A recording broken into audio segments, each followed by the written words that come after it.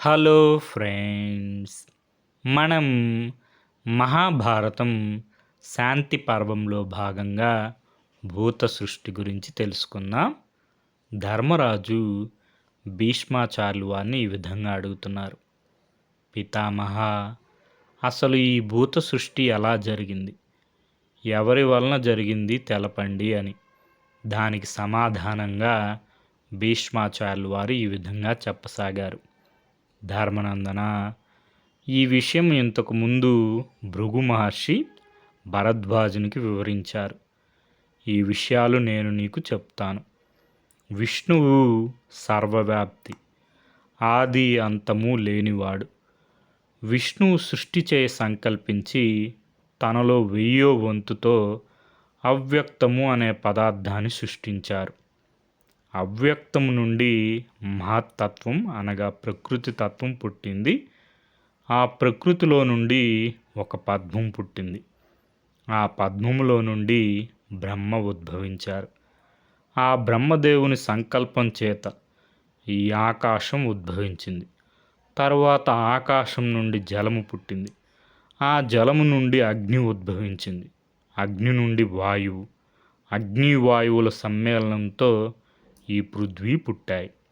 ఈ పంచభూతములు బ్రహ్మలో ఉన్నాయి. ఈ ప్రకృతి అంతా బ్రహ్మమే. భూమి మీద ఉన్న కొండలు, పర్వతములు బ్రహ్మకు ఎముకలు. ఈ భూమి అతని శరీరంలో మాంసము.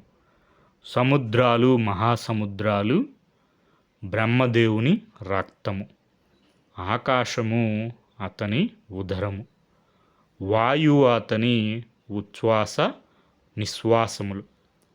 అగ్ని అతనిలో ఉన్న తేజస్సు.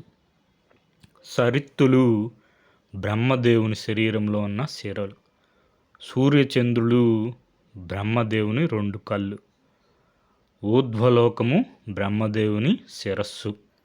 పాతాళము బ్రహ్మదేవుని పాదములు. 4 దిక్కులు బ్రహ్మదేవుని 4 చేతులు.